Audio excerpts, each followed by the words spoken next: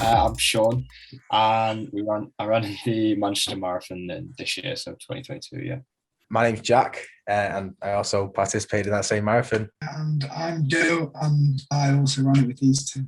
So why did you decide to raise money for the MS Trust? So, I mean, my mum was diagnosed with MS in 2008, so I've seen how the disease kind of progress and whatnot. I mean, I'm quite lucky with quite a big family and everything, so I've seen how I haven't really had to rely on other services like that as much.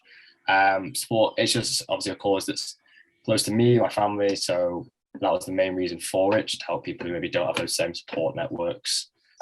Sean's spoken quite well there about like the benefits of the MS Trust, in his own life, and then as like a friend of his, it's just nice to be able to partake in something that means a lot to him, and support a good cause, and do it with two old friends. It just felt like quite a nice thing to be involved in. Yeah, similar reason here for me as well. Like Sean's an old friend of mine, so it's always nice to run for a reason, especially close to one of my friends' hearts. And also, I'm a training physiotherapist, so I deal with people who are suffering from MS on a daily basis when I'm in work or in a placement. So it's always nice to give back a little bit.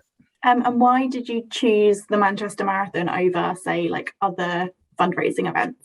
As all we all like a bit of running, in our spare time and whatnot. So, but I mean, most of all, we're all from Manchester, so it made more sense for us to do that. Even especially given the three of us are all currently, well, Joe's in Manchester at the moment, Jack's not, he's up in Lancaster, and I'm actually in Leeds at the moment at university there. But we're all from Manchester, so it's nice. It made sense for us all to go back and do that one. And what were some of the initial conversations that you had when you were sort of talking about doing the marathon? Was it like one of you that planted the seed, or did you all kind of make that joint decision? How I got involved with it was I was at Joe's house over the summer, and I said, yeah, I'd like to run a marathon again soon. And Joe was like, well, me and Sean are running one, so why don't you hop on that? I was like, more than happy to. Yeah, that sounds fantastic. So yeah, that's effectively how I joined in. Me and Sean ran the half marathon, the Manchester half marathon for MS Trust, maybe like 3 years ago. And we were always banging on about running a marathon before we were 25. And then we were like, well, we're going to be 23 this year, so we better pull our fingers out and do it. And so we did. So Sean was really the driving force, and then I kind of passed it on to Jack, and there we were. Yeah, I mean, exactly as Joe said there. So the two of us ran the half marathon in Manchester in 2018, I think it was about that sort of time. So it was kind of just that sort of one natural step up, go a bit further. I mean, I think the challenge of it just is something I've always wanted to do. I know the other two, Zach saying this in the back of their mind, they've been saying it for quite a good few years. They've always wanted to do one, but it's just actually about getting around to actually doing it. And then once you're committed, there's no turning back then, really, is there? Was the half marathon always sort of going to be like a test run, or was it afterwards that you decided that you really wanted to do the full one? I don't think it was the intention to ever like a test run. It was more just as you're getting a bit more into doing a few runs and then gradually building it up, it just seemed like a bit of a natural sort of progression of distances, and then go that one step further. And you just think, ooh, I've done that one now. Maybe just try and test myself a bit more. And it kind of went like that. It wasn't like some sort of planned route or anything like that. It just kind of came together, especially this year as well. So what was it actually like to take part in the marathon? Hard. No, it was a lovely experience. It was sort of I'd say bittersweet, but it was more so sweet. So obviously the pain starts to kick in the latter half, and you start to realise it's quite a task you've got in front of you, but at the same time you feel well in yourself, and you're happy for completing it, and you're also at the same time always in your mind that you're doing it for a good cause, and it's not just to better yourself, it's to help someone else as well. I agree with Jack massively there. I feel like you start out, you're thinking, oh, it's going okay, and then it just kind of gradually hits you as it progresses, getting progressively harder as it goes out throughout. But I mean, especially in Manchester as well, there was just people for the vast majority of the route out on the streets. It makes a huge difference.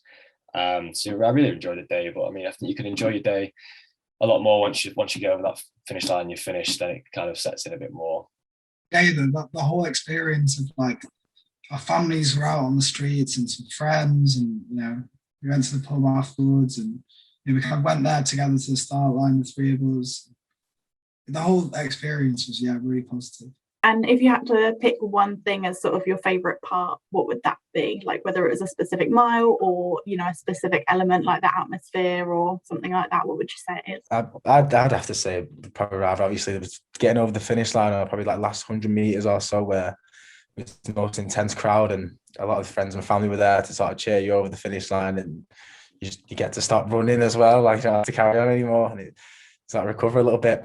But yeah, it's like a massive sense of accomplishment when you do cross over that line, giving your medal and everything. It's a really nice feeling for me personally. I mean, I'd have to agree. I mean, there was parts throughout it, like where as we started to run through some of our local areas, we saw some of our family friends are out on the streets. It was nice to see them and whatnot. And then I had my family were out, had their own little route where they were going around, making sure they catch us at various times and whatnot. So that was always nice to see them. But I think that the main part was as we came to the last sort of kilometre or so, there was a big group of our friends from university and from home were out on the streets. And then right at the end, my family were there as well. So that was nice. It was just the whole final sort of moments were really nice. I mean, it took a while to kind of come round again, I'd say, before I can hold a conversation. And the whole experience of them being out and everything, once you actually stopped, it was just brilliant. I had quite a big high five with our friend Issei about halfway through. It's quite dramatic. That gave me a little energy boost for a mile or so. That was a highlight. Like what difference the crowd makes. Last year I went to my first marathon, like I didn't run it, but the London Marathon, and like just seeing the runners run past and people cheering them on, it looked like it made such a big difference. And by the end, you don't want to see anyone. By the end, you're in such a... I was in such a bad way. I don't want to see a single person I know here. Yeah, it does make a big difference. I mean, there's even some people who just go to such lengths and extents of it, where they're putting speakers up outside the house and giving out all sorts of, well, what seems like bizarre dishes of food and all sorts at the time. You're getting slices of oranges and weird biscuits and all sorts. But I mean, it's just great. People are just going out of their way to really try and make it a nice day for you. What were some of the parts that you found most challenging, whether it was during the marathon itself or part of the training? I mean, for me, I think given it was in, when was it? Just at the start of April when it was actually taking place. So a lot of your training is through sort of not the nicest winter months when it's quite dark quite early and you're getting some pretty bleak weather, and it's kind of getting yourself out for in those times for runs was stuff that I found pretty tough. But I mean, the fundraising side of it was actually surprisingly how easy it was through using like various social medias and through friends and family. It just kind of snowballed quite well. Just a couple attempts and trying to get out of that side of it, we actually was shocked as how it did. But the training side for me in the winter was probably the hardest part, I thought. I kind of loved the training, to be honest. I found it quite rewarding, but the kind of last like 5 miles maybe, were just really quite horrible. Just really not very pleasant at all. Probably agree with Joe on that.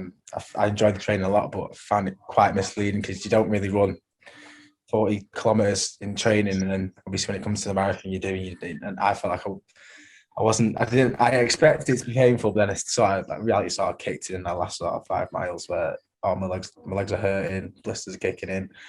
But yeah, that's probably the hardest part of it, I thought anyway. I know, Jack, you mentioned you wanted to do like some other marathons, maybe the London one or ones in other countries. But would you do another marathon or recommend the event to other people? And yeah, definitely.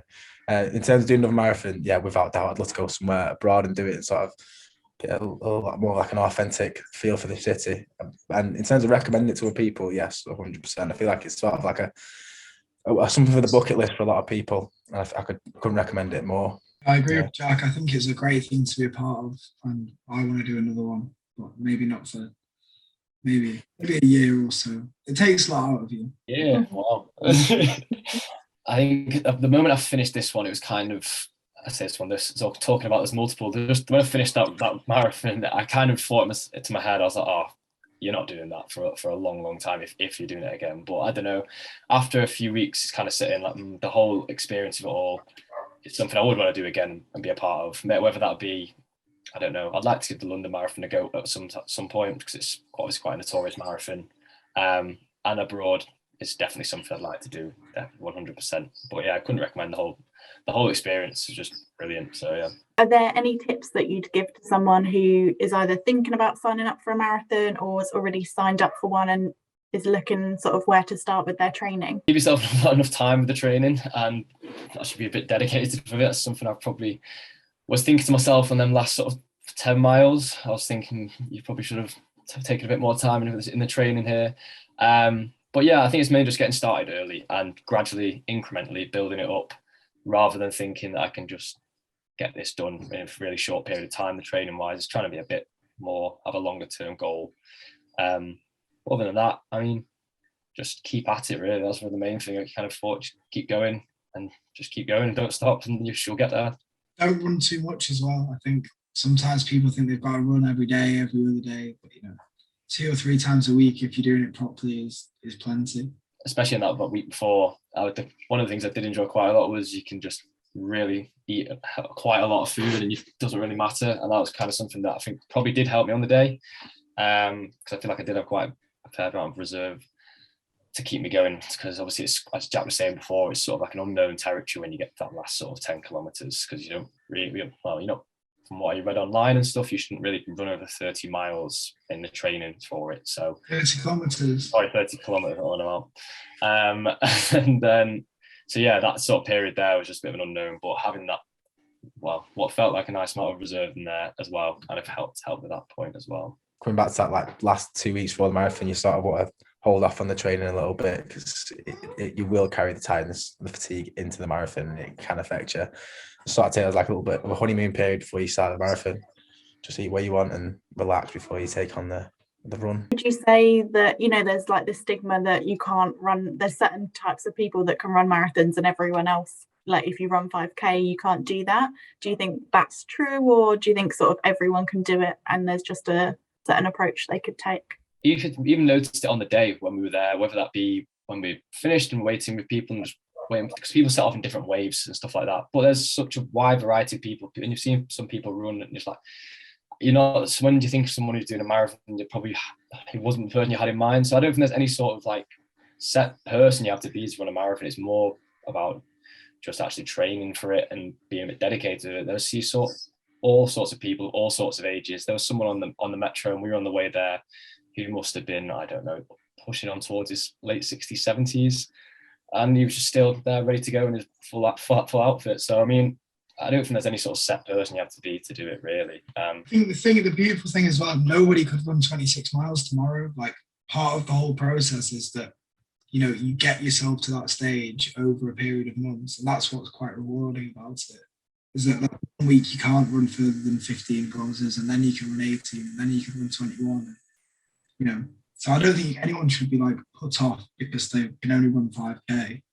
So you can always build up. I think it's like Joe said, it's something that someone can work towards, and a lot of people have a stigma towards it where it's like, I could never do a marathon. But in reality, a lot of people can, unless you've got like a serious illness that's like causing you to be debilitated mobility wise. You can run 40 kilometers. It's out of a marathon rather. It's definitely not easy, but it's achievable.